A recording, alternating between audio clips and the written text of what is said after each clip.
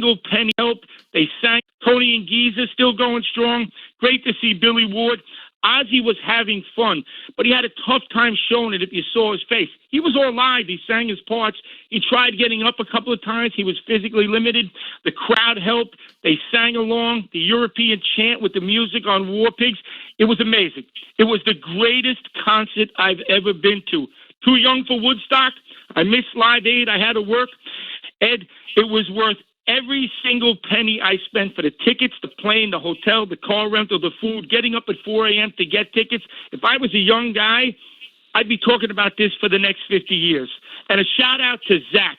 I think Zach really looked out for Ozzy. I'll be talking about this till the grave, Ed. Yeah. Thanks for your call. I got to go. It looks like I got Tom calling in now. All right. Thank you, Rich. I appreciate it. Be safe over there. All right, man. Bye-bye. All right. So, Tom. Hello. Your ears must have been ringing because your name was invoked. I was just on the phone for 40 minutes with the founding father, Mr. Iommi.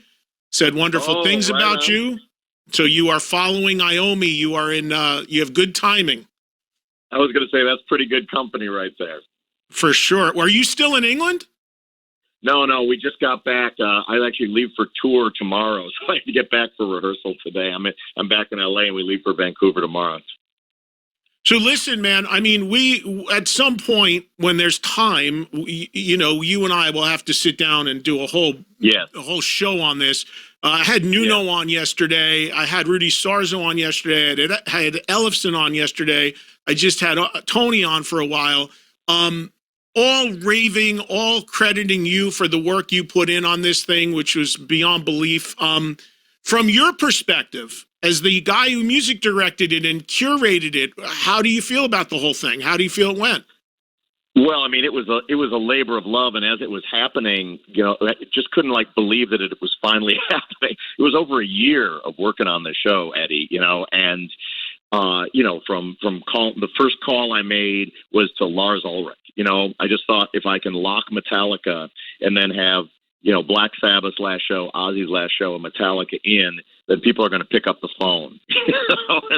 And from that call till the last notes of Paranoid rang out the other night, it really felt, we aim to make the greatest day in the history of heavy metal and to pay our respects to the people that invented it. Metal's the music that made me love music. And to be able to, give those guys their just due with them they're playing. This was not some tribute of they've passed on and we're going to honor them. They headlined the show, man. It was unbelievable. It was such people were really emotional all day. There were a lot of people welling up backstage and at the side of the stage and on the stage. And it was a really, really beautiful day. We raised a tremendous amount of money for great causes too. So it wasn't just awesome metal music being played, but it was, felt to me like it was the most important day in the history of heavy metal. Did you get to, a lot of times, and I know from personally being involved, nothing to the level of or scope of what you just did, but being involved in events like this, sometimes you yourself don't get a chance to really enjoy it and take it in, and it goes by in a blur, and you're like, what just happened?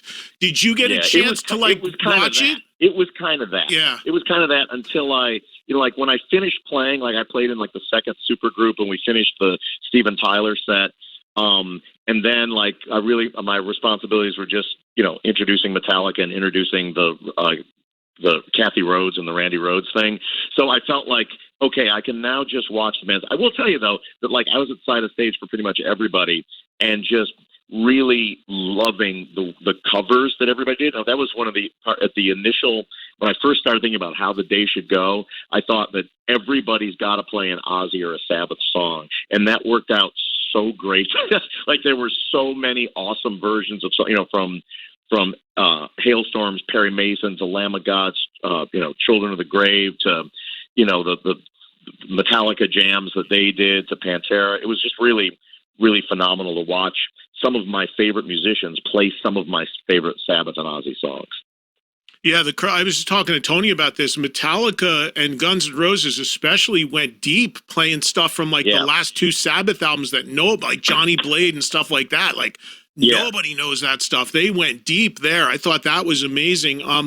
It's funny you talk. I just mentioned this to Tony Iommi. I don't know if you realize this. There was only one song that was played twice by two different bands. Do you know what it was? Of course I know what it was. You're talking about it. It was Electric Funeral. Yeah. How did that happen?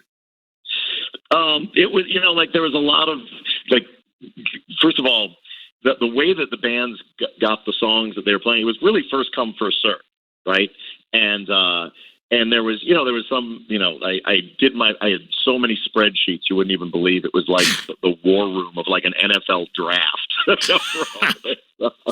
And Electric Funeral was a song that Pantera had want to play, but Rival Sons already had it on their thing. At the end of the day, I don't think that anybody minded hearing Pantera play Electric Funeral, And then there was one artist that was the only artist that came out that did not do a Sabbath or Ozzy songs, any of those songs, and that was a man who, in my opinion, completely, in every way, announced he was back, and that was Steven Tyler. 100%, man. That was, from the beginning when I talked with Steven, it was, he was not that he wasn't going to do that. We were going to have Steven Tyler come out and be the most Steven Tyler that Steven Tyler could be. And I think that he did that times 10. It was really pretty incredible. I think he's the only guy, honestly, in that whole roster of artists that made sense for him to do what he did. In other words, he can sing anything, and he should be able to sing anything because he's Steven Tyler. Yeah. You do your thing. But the biggest thing was, I just had Joe Perry on the show last week, and I said to Joe, you got to do one last show or whatever. He's like, well, we got to see Steven, whatever. Now, look, I know it was only 2-3 songs, but he was ruling again, vocally, presence, everything. That was one of the huge takeaways, whoa, he's back. Yeah. Well, we had a couple of surprise, he was not announced, right? And so then, sort of the double whammy of Ron, like a Rolling Stone, Ron Wood, right? On stage, and everybody's like, "Oh, that's fantastic!" And then boom, Steven Tyler on top of it. I wanted the whole day to just feel like you just never. That's why we didn't release anything, ahead of time of like the order of the bands or anything. We wanted everybody to be at the edge of their seat, like you just don't know what's going to happen next or who's going to play what. And it was thrilling for me. I'm a super fan of these artists on stage too, and so it was just really awesome to be able to watch it, and sometimes to get to be able to be a part of it. I got to tell you, for one of my highlights, Eddie, was in Breaking the Law, playing with KK Downing and doing like the thing, like the I don't even know what like the metal chug, like where you're standing next to each other, going like kind of like leaning back and forth, and that just happened totally spontaneously. And then Rudy Sarzo came over and did it too. I've been going to metal shows since I was a kid, and just always like waiting for that moment where both the riff and the body language locked in, and there I am doing it with KK Downing. I was losing my mind, dude. And I said to Rudy yesterday, he had, when he watches it back, he had the biggest smile on his face in that moment. He was ear to ear cheesing out, which was awesome. And he was very important to me because like he was the bass player for the entire. We had a lot of musicians, and trying to find. Giving everybody, enough real estate to be able to really show their respects and to show their abilities and their love and whatnot. But Rudy was the bass player for the entire second supergroup because, he's just a legend. And I, one, his work with Ozzy, and two, his relationship with Randy Rhoads and just being in so many different legendary bands. And then he's the nicest. Here's the thing: is like metal, for all of like the evil metal, all the evil that metal is. Most of those dudes are so sweet, and Rudy Sarzo may be the sweetest of them all. A big moment too. Again, there's so much I want to talk to you about, and I know we only have limited time here, but I thought it was awesome that Jake got his due and got his moment. The guy's been through a lot. He was recently shot a few times. He's had problems playing. We know he's limited as to what he can do playing-wise. He's admitted that. But just to have that acknowledgement and have him up there. And Nuno said to me yesterday, Nuno said that he wanted him out with him on Shot in the Dark as well. And Nuno goes, nope, I'm walking out. You need one where it's just you. And I thought that was awesome. That's right. That's right. I mean, that was a huge goal for me at the beginning when we were putting this together, was to have Jake Ely be there. He's for me, just I remember, playing Bark at the Moon and cover bands, trying to play with the gloves with the fingers cut off, which is nearly impossible, like in the Bark at the Moon video. We talked for, over the course of months to just see if it was going to be possible. And, he was rehearsing, and he was so committed to it, and he rehearsed so hard, and, to get back in shape and whatnot. And I'll tell you, one of my, a moment that brought many people to tears was in the rehearsal. When Jake's, turn came up to do, I forget the first one. Ultimate Sin was the first one we did with him. And you're not entirely sure what's going to happen, and he was so great. It was so brilliant. He sounded, what Jake E. Lee sounds like? He sounds exactly like Jake E. Mother Flippin' Lee, and the rhythm guitar parts and all of those intricate phrasings and when the last chord died away of Ultimate Sin, the room, just the rehearsal room, everybody went wild. And this is like a lot of big rock stars and just around. Everybody just lost their minds, and there was not a dry eye in the house. It was pretty beautiful. Hey, you don't have to embellish on this, and I don't expect you to name names, but I would imagine as much as this was charity, as much as it was good vibes, you had to have some real agita moments. You had to have some people that made you fucking nuts, right? Well, I mean, it's not so much. It's like, imagine like building a house of cards and juggling, 14 balls and having 72 plates spinning at the same time.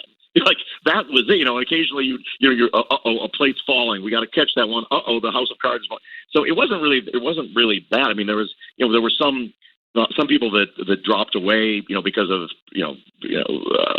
personal reasons or because of professional reasons, this, that, and the other, which was disappointing. But the idea was, the curator, you win with the team that's on the field. And there were last minute changes, like to the day before there were last minute changes. The day before that, big artists coming and going, and so it was just a matter of like kind of keeping my cool and just trying to curate the best day ever. And here's the thing: at the end of the day, you can do as much game planning as possible, but when those great musicians get on stage, they can play. And they can play, and the chemistry that we got from the super groups of people that had never ever played together, and how those kind of came up and went off was pretty beautiful. I just mentioned to Tony a few minutes ago, they had a shot of Brian May up in the audience. I was like, how the hell is he not on that stage playing? But Tony said he wanted to play with Sabbath, and Tony said it just wouldn't have been right for anybody but the original four to be up there when they played. And I agree, even though it's Brian May, it made sense. Yeah. Yeah. There were some other plans for Brian May that you would have enjoyed. But let's talk about the things that happened, not the ones that didn't. Well, let me ask you this: did you watch it yet? Have you had time to watch it back? No, dude. I can't. I lived it for a year. I'm letting it just marinate out in the world. Yeah. Well, you'll get a whole different perspective. Get a whole different perspective when you do, I'm sure. And the other thing that people are talking about, man, which I'll be honest with you, me and many other people never heard of this kid, but that kid Youngblood, that was crazy what he did. It was brilliant. I got to tell you that was first of all, I know that he's great. And when I asked him to, Alice, my friend Allison Hagendorf, she's the one that, introduced me to him a while ago. And, we're friendly and keep in touch. And I really wanted him on this one to have someone from a newer generation who has a reverence for this music and can sing his ass off. And we had talked about him doing a couple of different things, and him doing changes like that was something that arrived in rehearsal 2 days before the show. There was nothing. That was like not on the roster, and we worked that up from scratch in rehearsal.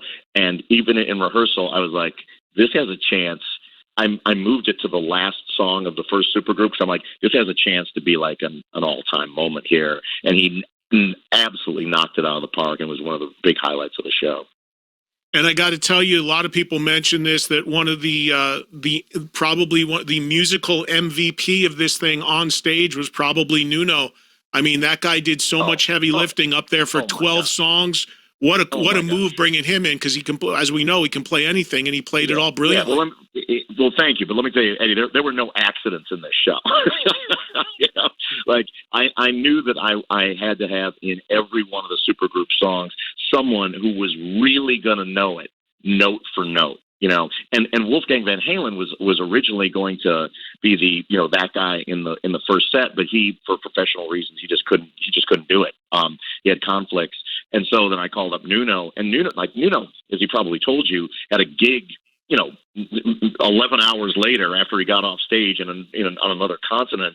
And I just said, "Hey, Nuno, you're our guy, man. The Prince of Darkness is calling, and we need you to play." I think he was like on 11 songs, and knew them all perfectly, note for note, as only Nuno can. Yeah, I'll tell you, I gotta say though, I gotta say, another musician during the day who has turned a lot of heads was a young man by the name of Roman Morello, who, by the way, did a version of Mr. Crowley that has folks like I'm currently the rhythm guitar player in my family. Well, that was I didn't see that because that was a recorded video package with Jack Black, right? Yeah, it was on the stream though. Oh, okay. So for some reason, that stream, I watched almost, I'd say 90% of it, but somehow I didn't see that yet, but I heard about it because Scott's kid was in that too, right? What? I'm sorry. Yeah. Scott Ian's son, Rev, was playing bass, and Jack Black singing. You might want to watch that the second you get off air. We recreated, those 3 videos in 1981. The only really good footage of Randy Rhoads and Ozzy together that they did. Yeah. It looks like they spent about $400 shooting these 3 videos, right? And we recreated identically the set, everything, every guitar, every amp, everything in the background is identical to that, with Jack Black in the same outfit that Ozzy's wearing, and it's performed live. I got to cut you off. I'll watch it because I want to see it. I thank you for a few minutes. I'm out of time, but thank you, and let's do a whole thing on this when you recover and we have time. That sounds great. Good to talk to you. We missed you there too, Eddie. I know, man. I know. Thank you, Tom. All right, talk to you later, buddy. Okay, see you, man. It's Tom Morello. Big thanks to Tony Iommi. What a show. Back live with you guys on Monday when I return from England from the Scorpions movie. Follow on social media. Unbelievable couple days. Thank you, everybody. See ya.